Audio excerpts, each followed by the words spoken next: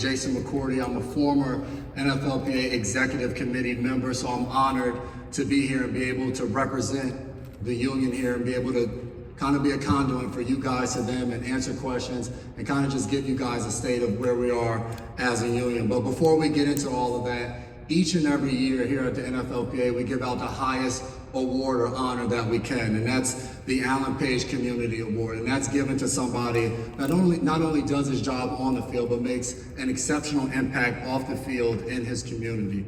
And this award was created by players and for the players, and that's something that is extremely big for us. It's named after Justice Alan Page, who was a Hall of Famer, a union leader, but also was a humanitarian and a civil rights advocate. He represented everything we want our players to be today.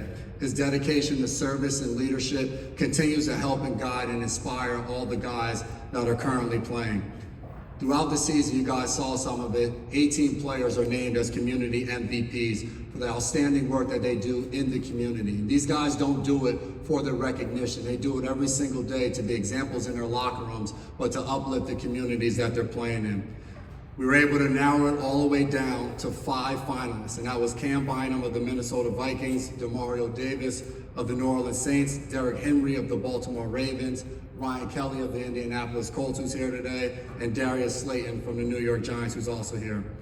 All these finalists did a great job, and this is voted on by their peers to be able to see who's going to be the guy. And our 2025 honoree made a huge impact with his Left Hand, Right Hand Foundation, which supports underdeserved communities.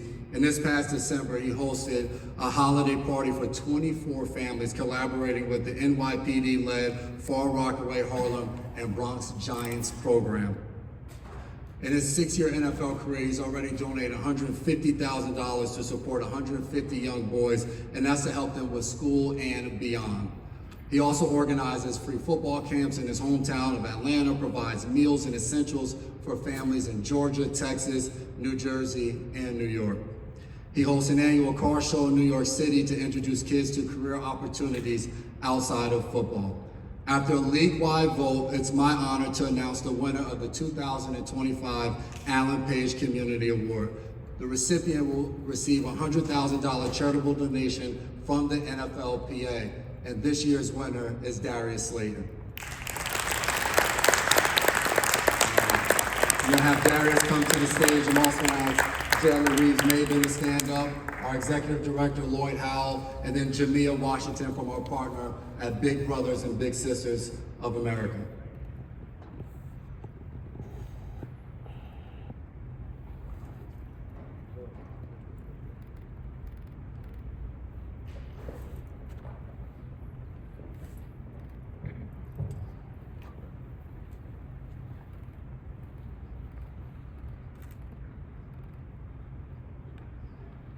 Get the check in there.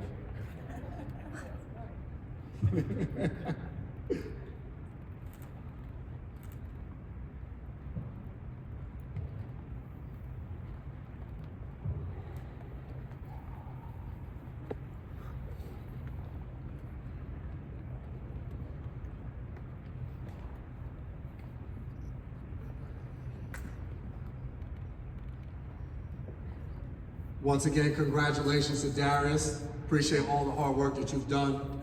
Continue to do it. We'll be watching for you, man. Now that we've done that, I also want to bring up the president of the NFLPA, that's Jalen Reeves-Maven. Want to have him come up and address and talk. You want that? Oh, I'm sorry. Darius, come on up. We want you to say a few words. It wasn't going to be that easy. You did the work, now you got to earn the check. Go ahead and talk. First, I just want to say I'm grateful to receive this award. You know, growing up, my parents always would take us to go visit the elderly or do things in the community, and they always just kind of reinforcing me and my sister to always give back to anybody that you can help. And that's something that I've tried to, now that I've made it to this point in my life, I've tried to reach back and help people as much as I can. And, you know, to me, this just reflects not me, but my community, reflects my parents. You know, I thank God, I thank my family for all the support, because I wouldn't be able to get all these events done and do all of these things without their support. So You know, for me, the Allen Page Community Award represents, you know, not just myself, but my whole community. And I'm just grateful to have, you know, the support system that I have. So again, I'm grateful to receive this award, and thank you to all y'all and the NFLPA, and God bless.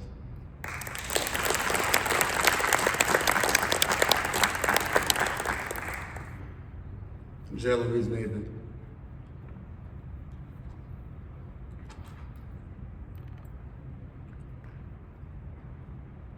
Appreciate everyone being here today. I want to start off by saying thank you to the city of New Orleans for hosting us. Also want to acknowledge that our hearts are with the people that, families and victims of those affected by some of the events that happened here on New Year's. I also want to congratulate the Chiefs and the Eagles for making it to the biggest stage in sports. Once again, you know, those two teams have been here multiple times over the last 7 or 8 years, and it's really a testament to the work that those teams have put in from top to bottom, organizationally, and to the players. This is about 11 months since I became the president of the NFLPA, and you know, I'm very grateful for the chance to represent our membership. I don't take this role lightly, and I'm not here to really push a personal agenda or anything. I just think that it's important to have someone who's willing to speak up for the players, willing to take direction from the players, and really try to put the players in the front of this whole ride. I think a lot of times things get misconstrued with who's controlling the players or who's running the union. And we really try to reinforce that this is player-led, player-driven, player-centric with everything that we do. At its heart, the PA is here to push the agenda of the players. It's not me, it's not Lloyd, it's not any of his EC members, it's the membership as a whole. So when an issue comes up or a topic comes up, you know, we're not speaking from our own personal. We've done the work over the years to really get the ideas from the players, whether that's doing surveys, which is the thing that we've kind of implemented over the last couple of years, to get more data driven, to really figure out what are the issues the players care about, and not letting anyone from the outside kind of dictate the direction we should go. So we don't want that coming from the media. We don't want that coming from the fans. We don't want that coming from the ownership. It's really about what we see fit, what we see best, and how we want to move in the right direction. From a PA organizational standpoint, I won't steal all of Lloyd's thunder, but you know, there have been some changes being made just from the structure of the PA, and it's really been driven. I keep using the same word, but it's really been driven to be focused towards the players. So with every decision we're making, with every you know, action that we're going, it's driven for what do the players want, what do the players need, and you know, we're really taking kind of a new look at how to approach the entire structure of the PA. Sorry about this. Just to continue with that, a lot of the strides we're making, I can't take all the credit. It's been a lot of Lloyd's impact, and you know, we went through a big search to find out who our next executive director was going to be, and you know, we spent months. Many of these guys up here spent months sourcing people, finding out, you know, throwing stuff at the wall, seeing what sticks, seeing what didn't. A lot of us went into that situation thinking we wanted one thing and figuring out, hey, actually that's not what we want. We don't think that's what's best for the players, and I think we landed in a great spot. And I know there's been some headlines out there about some of the turnover that's going on at the union now, and some people leaving and some changes were being made. And I just want to, you know, give everyone the confidence to think that, to have the trust in us to make those decisions, and to not think that it's ego-driven. It's all just to put us in a better situation to serve the players. A big part of that is communication. With our membership being so big, the communication is always an issue. Guys are in season, guys are, you know, super busy, and it's hard to get everyone on the same page. So we've really done a lot to try to look at those processes and see what needs to be done different, so the players feel like they're engaged at all times and they're the ones leading the charge. With that being said, I just want to turn it over to Lloyd, and you know, wanted to say appreciate everyone for being here. Yep, your turn.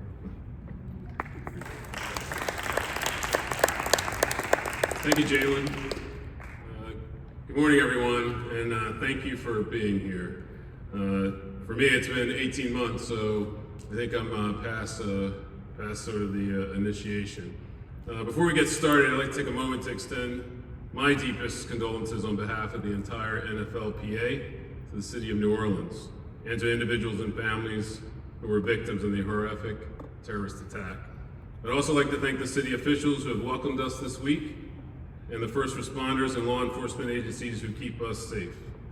We're also keeping a close eye on Los Angeles, where many of our players and families have been displaced or affected by the wildfires. And we applaud both the Rams and the Chargers who made their city proud in the playoffs despite these challenges. Tragedies like these put football in perspective, but they can also show the unifying and healing power of the game we love. As we get ready for Super Bowl 59, it's clear that football has never been more exciting, more popular, and more successful.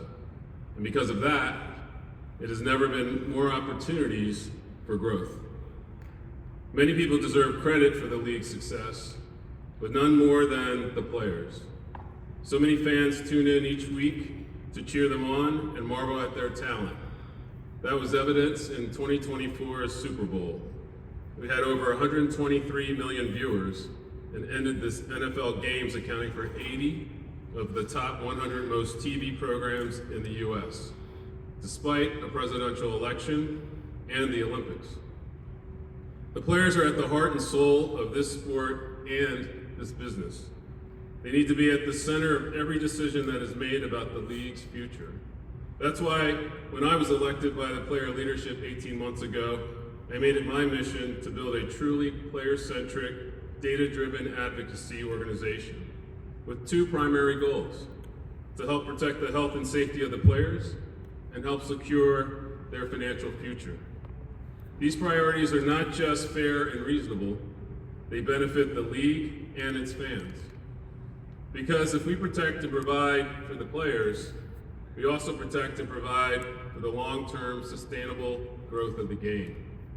I'm happy to report the NFLPA has made tremendous progress since I spoke with you last year.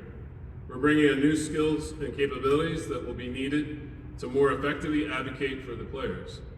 Not only are we employing cutting-edge data-driven approaches to identify what matters most to our players and their families, we're meeting regularly to discuss those issues. I had in-person meetings like last year with all 32 teams. It allowed me a chance to meet with a room of about 90% of our members. I also met with dozens of agents, front office leadership, and everyone in between. As a result, I can say with confidence that our members are much better informed and far more engaged than before. And we're becoming more unified behind our priorities. We certainly have room to go, but we're off to a great start. I won't go through all the players' priorities today, but I do want to talk a bit about health and safety, as well as revenue and compensation. I'll start with health and safety, as these need to be the starting point of everything we do. We're asking players to leave everything on the field every week, and that means risking injury. Everyone wins when we have as many healthy players as possible suiting up each week and enjoying long careers. I come from a finance background, so I always turn to the numbers, and when it comes to safety, everyone should be investing in taking a data and science-backed approach. I heard the commissioner remark recently that the league has made enough progress on health and safety to expand the regular season. Frankly, we're not sure how he's reaching that conclusion based on the data we've been given access to. We believe there's much more to be done, taking schedule and travel, for example. This season, several teams played 2 games within a 100-hour span or 3 games in 10 days. The Packers flew from Green Bay to Brazil and back in 48 hours. Players are feeling the physical toll. We want to look at the data, like data on how travel impacts sleep and recovery, or how recovery time impacts injury risk, so that we can build a schedule that prioritizes the player's health and performance over viewership metrics. This is common sense, and we had 17 years of international games to try to figure this out. We all need to be sharing relevant data so that we can work together to set up players for success. Players also want to play on the safest possible field surfaces. I talked about this last year's Super Bowl, but we continue to see players suffer potentially preventable injuries on turf, fields, or poorly maintained grass surfaces. The fact is there's very little consistency across surfaces in the league, and the variability gets worse when you factor in soccer fields we're playing on internationally. Our data shows that properly maintained grass fields reduces risk of non-contact injury.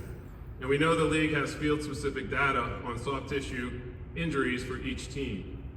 But they've historically been unwilling to share that data. I want us all to have an honest, transparent conversation about surfaces grounded in that data. We shouldn't be making decisions on whether something feels safe enough. The sport is driven by metrics, and so let's be sure that the data is the basis of our decisions. The other pillar I'd like to talk about is revenue and compensation. The NFL League is a league of its own when it comes to revenue generation. And the new era of professional football has created major new value creation channels. Because of this growth and the advent of private equity taking minority ownership stakes, teams have never been worth more and the league has never been more valuable. It starts with TV, where the deals are getting bigger and there are many more of them as streamers compete with broadcasters and cable companies for rights. Owners are building massive real estate projects around stadiums, which will certainly not drive the same level of traffic without the stadium or training facility as an anchor. We can't forget sports betting, where advertising revenue is only expected to grow, and then there are the revenue opportunities that come with international expansion, such as marketing, sponsorship, and international broadcast rights. It is important to recognize that none of these growth drivers would exist if the players weren't providing such a remarkable game day experience for fans. They deserve the benefit, or to benefit from all of this, even after they retire. Most American workers have decades to build financial security through their jobs and about 10 years of peak earnings on average. An NFL's players' highest earning period is only about 3 to 4 years, and the average NFL career ends at 26 years old. Players are the engine that drives the league's growth, so let's let them share more in the value they help to create. Coming from the corporate world, the new role of private equity in the league has made me think about how every other industry incentivizes their top talent by giving them equity, so that when the organization becomes more valuable, the employees share in it.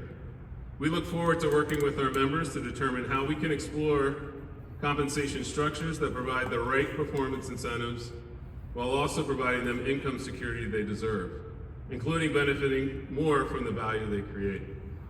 In fact, I'll be going over to our pitch day, so please join me if you want to hear more on this topic. I want to close by saying the NFLPA exists to amplify players' voices, to protect their rights, fight for their health and safety, and secure their financial future. More than ever, we are taking a data-based approach to bring fairness, transparency, and the player perspective to every aspect of the game.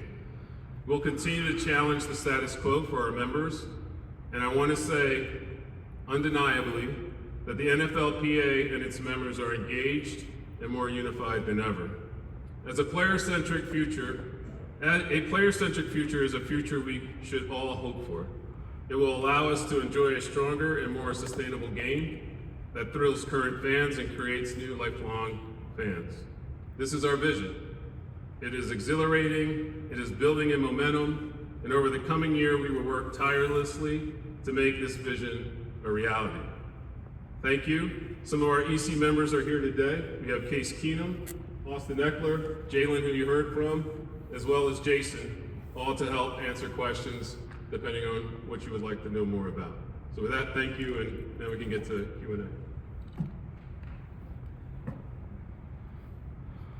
Thank you, Lloyd. Thank you, Jalen. For you guys, we'll have a microphone going around. Ask your questions. The light is very bright up here, so if you can just say your name before you answer your question, that way the guys will be able to see and know who they're talking to. Thank you. My name is Aaron Smith, KLKC Radio out of Kansas City.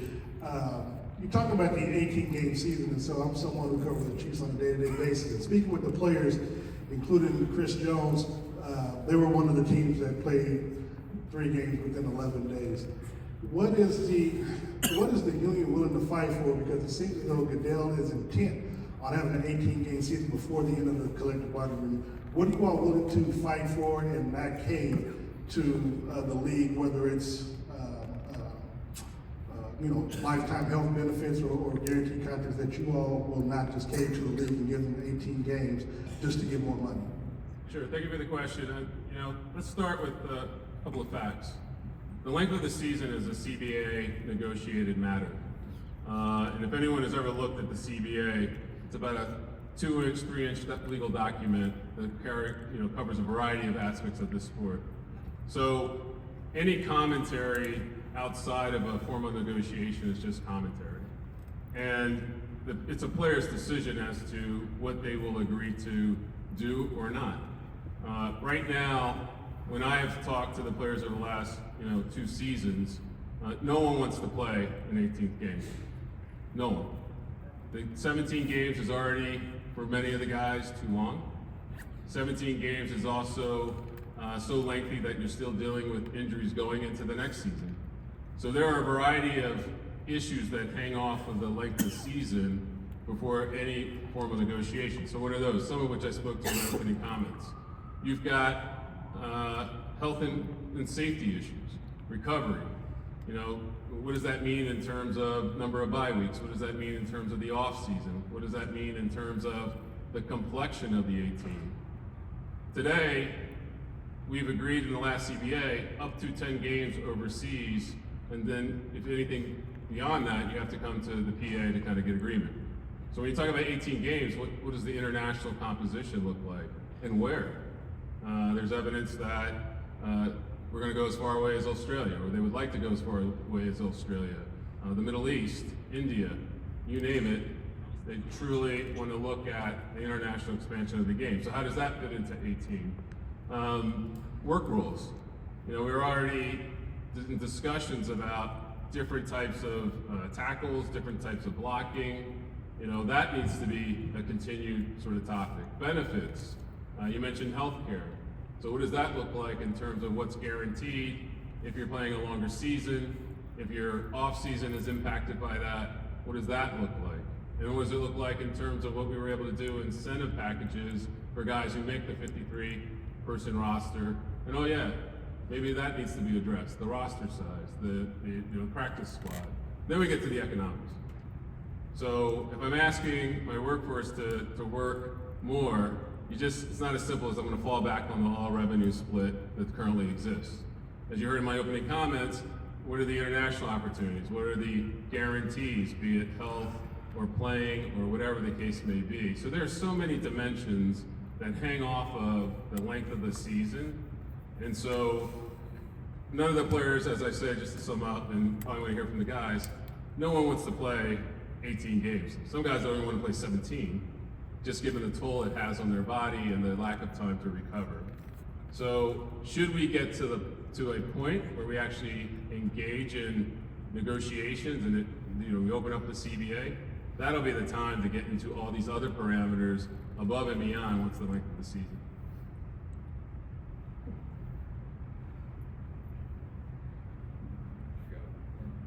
It's Mark Mastick from the Washington Post. Just to follow up on that, Lloyd, what is the current state of the conversations you've had with the league on that topic on the 18th game, and logistically and time-wise, how do you see those conversations proceeding from here?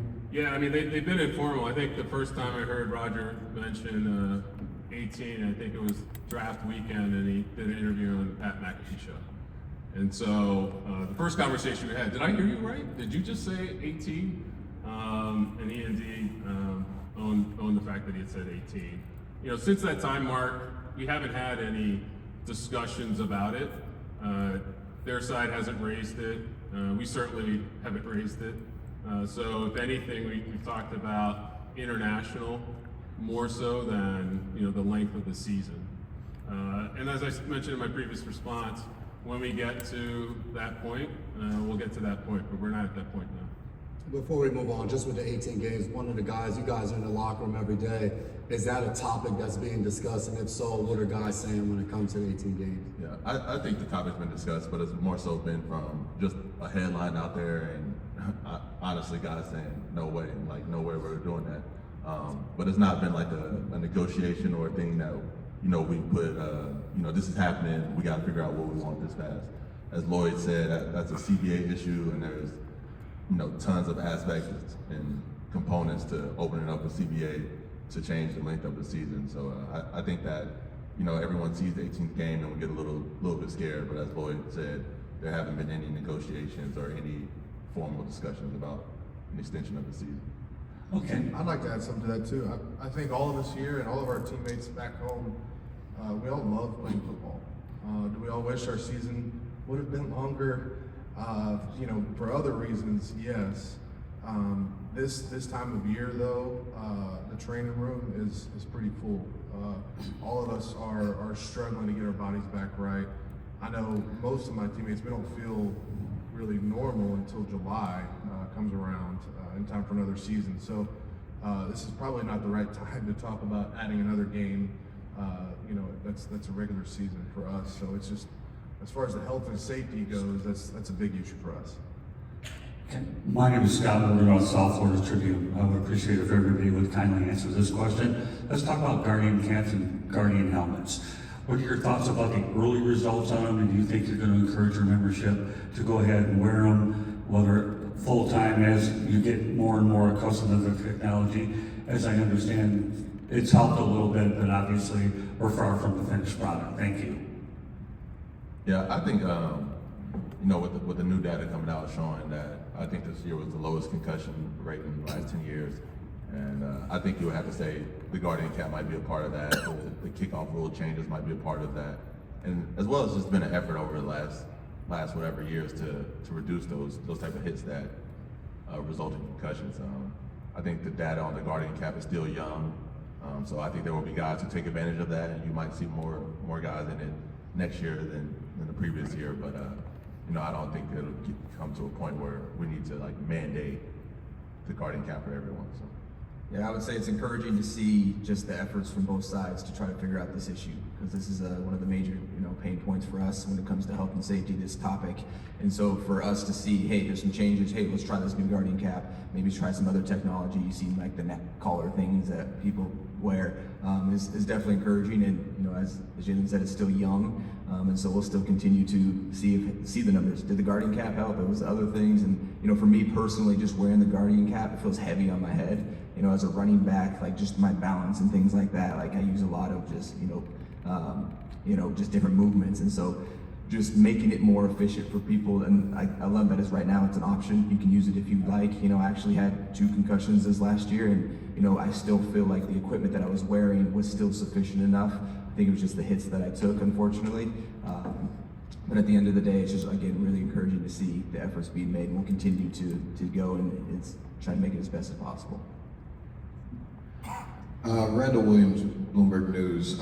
Lloyd, you mentioned the opportunity for players to have equity in teams. A couple of years ago, Aaron Rodgers attempted to do something similar with the Jets. And the reason I asked that question is because when you mentioned private equity, one of the things that's happened is owners have been given a longer measuring stick to figure out how much these stakes will sell for, whether they want to go to limited partner, private equity, and things like that. As I would imagine this would be a limited partner. Have you given any thought to what structure would look like for a player or players to get ownership in a team? Partially. In my first year in the role, as I was making the rounds talking to owners and would mention private equity, I got a polite hell no. Not my team, made sacrifices, the list went on and on as to why they were not in favor. And then less than a year, they voted for teams who elect to participate up to 10%, non-voting, non-controlling, essentially a limited partnership. So what changed? All right, you heard in my opening comments, the value of this league is growing very well. And it's arguably the most popular sport on the planet. To grow, you need capital. Right? And so to the extent that you can get capital and not give up control, it's a pretty good deal. And then you get into the specifics that I just don't know. What's the lockup? Who can participate? Is there a clearinghouse? All things that I think in my discussions with the league, they're still working through. So they have some very reputable firms in the mix, which is encouraging, but it still gets to today's professional football player, athlete, thinks about their sport, their job differently than in the past. They're thinking about wealth creation, they're thinking about legacy, they're thinking about their families, they're thinking about what entrepreneurial platforms can I get into. And so life after football is not as important, but is as important as what they're doing at a very young age. So there's questions that certainly I have. I am an operating executive at Carlyle Group.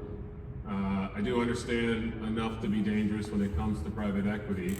It is intriguing, but it is intriguing that today's professional football player has more of an equity mindset. They want to put their money to work, right? And so in order to do that, here is a platform. Why can't they participate? And it could be for conflict of interest reasons, it could be all sorts of reasons, but in my experience, you can work through that, right? You can set up the right safeguards. So those are the right questions. Hopefully a little bit later today, we're gonna get into some of that. We actually have players who have their own private equity firms and who are invested in NBA franchises and other professional leagues, and so it'll be an opportunity for football, the players, to kind of get smarter, but also to share some knowledge as to how it has worked in other professional sports. Sam Holt with Women of Fantasy Football, right here up front. I'm blind, I can't see anything. Sorry. Excited to hear that the concussions are down 17% thanks to the Guardian Cup and other measures that the team has taken. Is there any goal in adding technology to the pads or other parts that the players are wearing of their uniforms that wouldn't be cumbersome for them to wear, but we could also gain data in terms of speed and force, so we can learn how these lower body injuries are happening on different turf versus grass? Is there any goals in adding that so we can gain some of that data? Yeah, I'll start, and the guys should probably weigh in here. The guys already wear sensors pretty much throughout the season, and it tracks all sorts of health information. We have been in discussions with the league as to sharing it, protecting PHI, as to what is it telling us, and so on and so forth. The sensitivity is many of the franchises see it as competitive advantage, right? So if they're doing something unique and it's translating to wins, like why do I want to share all that stuff? We're picking it up on really a health and safety. So if we can sanitize the data, maybe redact names, and it's like for just linebackers, is what it's telling us. And then to your direct question, get into sleep and recovery and nutrition. And right now, 32 teams are kind of doing it differently. So it's hard to draw from that and say, what are the best practices, so on and so forth. So technology is increasingly at the forefront of what both the league and the players are doing. We've got to get comfortable with sharing the data, as I said, in a transparent, open way in order to make progress. So if we're talking about, field, why is a soccer pitch less attractive to the guys than, what they might play domestically? What's the right type of grass? It gets really agricultural and it gets really scientific really fast. And that's not to say both sides haven't been talking, but come on, it's 2025, we can talk a little faster, we're gonna maybe make some decisions and figure out what the next step. But the guys do wear sensors today. I'd say basically all the teams are fairly scientific about what the data shares with them and then the treatments and whatnot that they should probably speak on. I think just from my 8 years in the league, the data and the science and the tracking has improved greatly. This past year is probably the most I was really involved with tracking, average speeds in a practice day. So your average Wednesday practice, you usually hit whatever miles per hour. And, if you come back 2 weeks later and, you've been increasing for 2 weeks, then you try to figure out, okay, what do I do in my schedule this week? That's kind of adjusted those speeds, or, how does that affect, if I was slow in the weekend practice, was I slow on Sunday at the game? And, I think that's growing. I don't really think we've gotten to the point of really measuring force on contact and things like that, but I think that the data is increasing and players are taking more accountability into that, but still a long way to go. Guys, have different thoughts. I heard Lloyd mention when you're tracking sleep and things of that nature. For you guys as players, when you go home and you have to wear something where it's tracking your sleep and all of those things of turning that data over to a team from a standpoint of you may go home and go to sleep at 8 o'clock, the next guy may go to sleep at midnight. Are there concerns when some of that stuff, if there's some of the information you want to be kept private when it comes to injuries and health and safety and stuff? Austin, I'll let you answer. Yeah, I think that comes back to the club. I think, how Lloyd was mentioning it, there is, measures that are being taken. For instance, I remember with the Chargers, we had like a little app that you'd put in when you woke up, if you're sore, all of this different stuff. And that was specifically for our training room, for them to use, for them to make decisions. Same thing with kind of the catapult technology that measures the speeds. I had like a threshold that I could be in. Hey, on Wednesday, like Jalen was saying, on Wednesday you can hit this. On Thursday you can hit this. Friday we want to see you hit your top speed. And then our coaches and our strength staff would come to us, hey, I need to get a top speed from you on one of these reps in this period. And so it comes down to just to the club of how they want to, what they want to gather and how they want to actually use that. I don't think it's necessarily universal. This has been different. We don't do the app and the sleeping stuff here with the Commanders.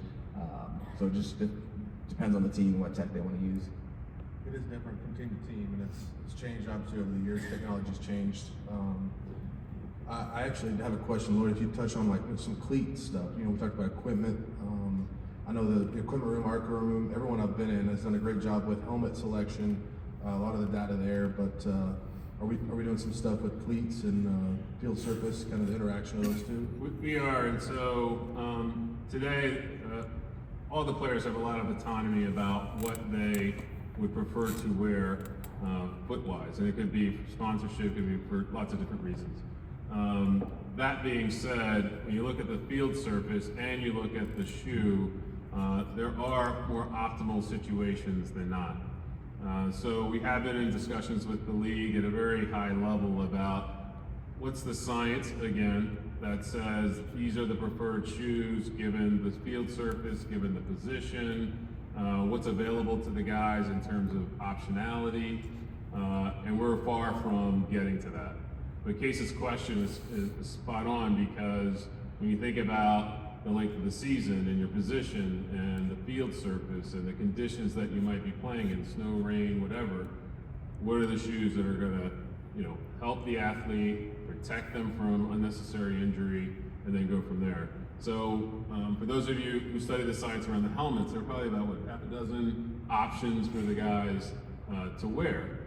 That being said, they also have preferences maybe from college or maybe when they were in high school. So as we think about guardian cap and we think about the helmets, I can see the shoes also going down a similar path in terms of what is right, what's the science indicate, and then how do we evolve to really setting the guys up so that they can not suffer any sort of unnecessary injury. Hi, I'm Amy Tenery from Reuters over here. Another question about head protection beyond the guardian cap. Commissioner Bell said this week that around 370 players this season were wearing what the league considers to be the most advanced model in helmets.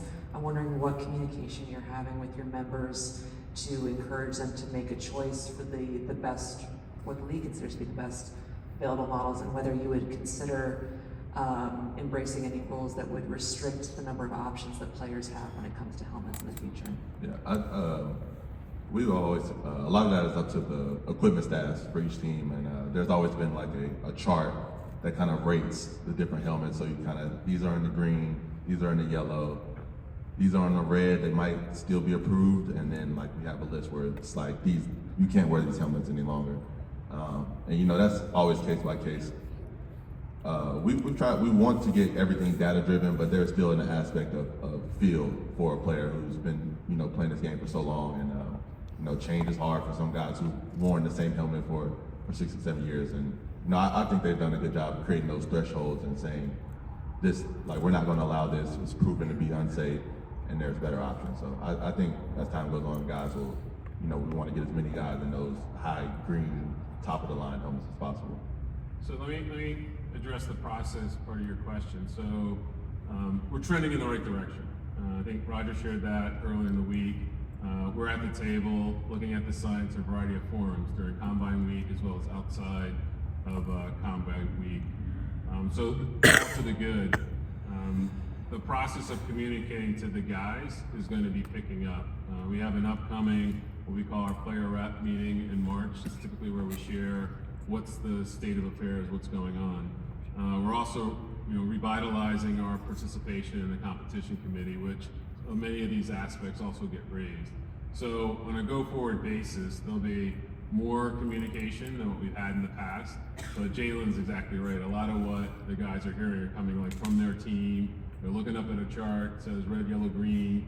They may have issue given their preference versus what is permissible, and then it gets addressed or adjudicated there. What I would like to do is that the PA becomes a bit more of an ombudsman in terms of we get upstream with these discussions, no matter what it is, policy, rule changes, you have it. And then the flow down is more cohesive than what it's been in the past. Hey guys, Rob Motti, Associated Press. I wonder how you feel about the hip drop tackle enforcement a year into it. Seems guys were getting fined, no penalties. I know Austin, you were really against it last year. Yeah, it's still young as far as getting the data and everything like that. I'm curious to kind of see what it looks like.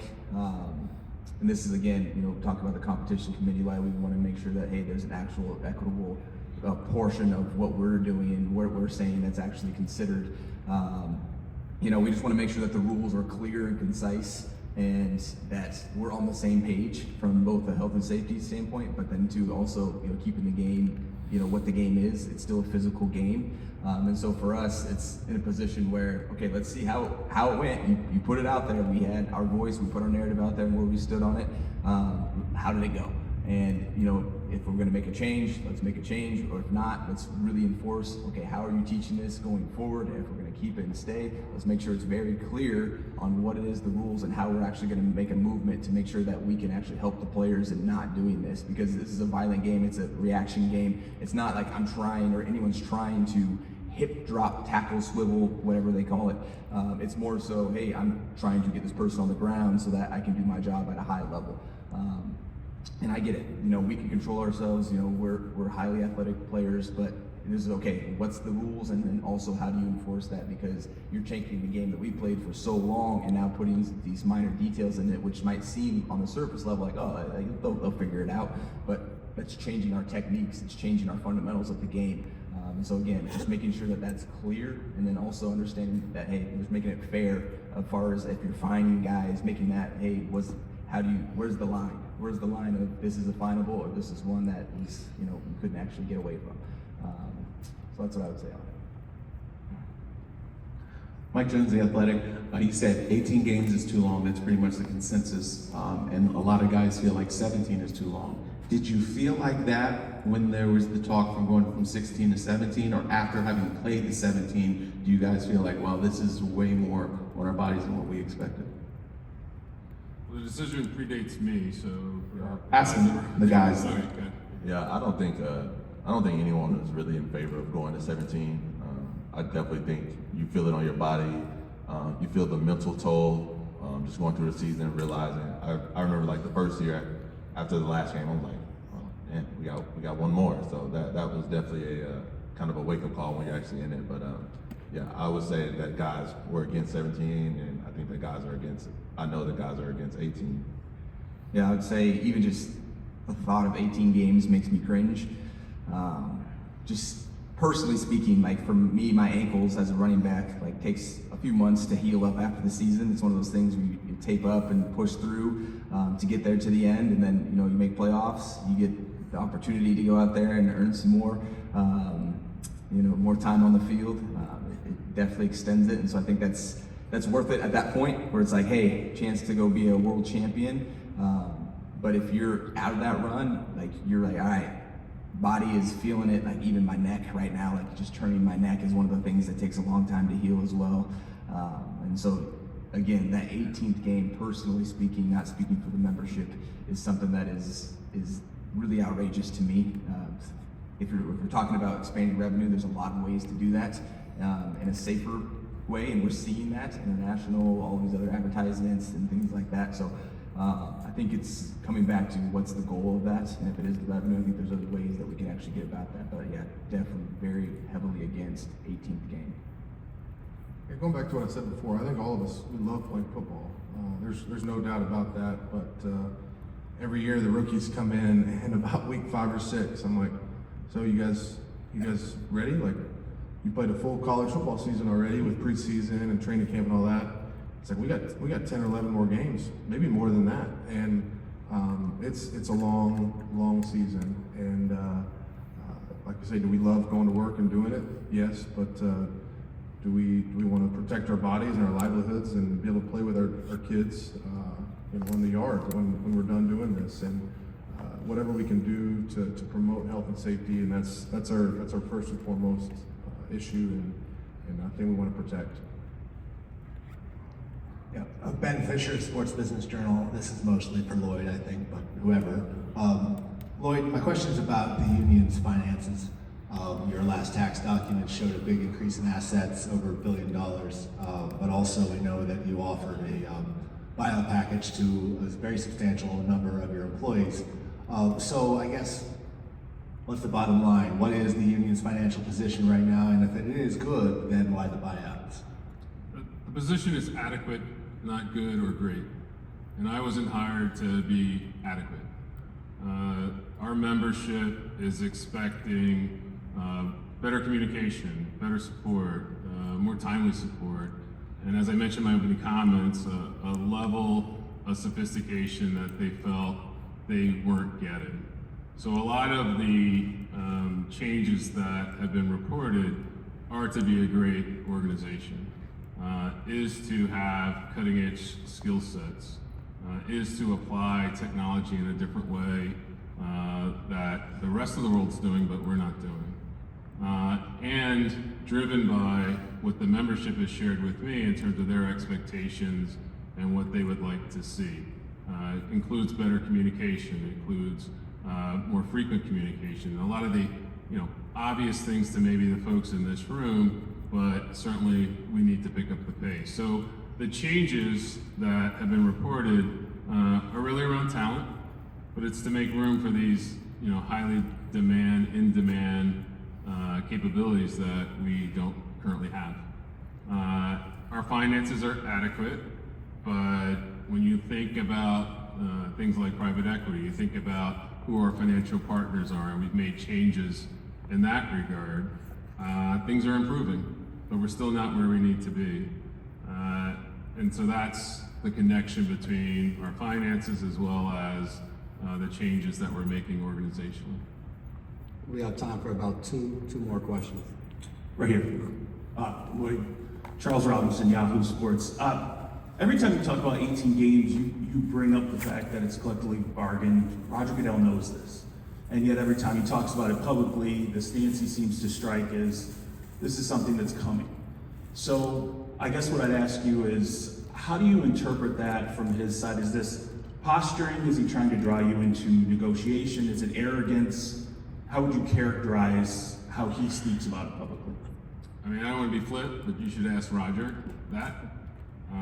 My interpretation is, yeah, he's trying to shape a narrative, for sure, about length of the season, how attractive it could be to the fan base.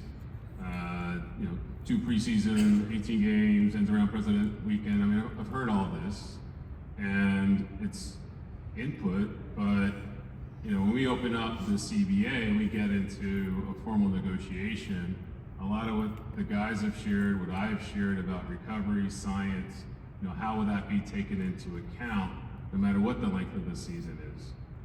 How will you take into account benefits? How will you take into account other dimensions to what it protects our membership when you're introducing something that could increase the risks and wear and tear on their bodies? So, look, I came from a corporate world where you're constantly, trying to shape a narrative, whether it was on Wall Street or, with clients. I don't see it any more or any less than that. Over here. Hi. Armando Salguero with Outkick.com.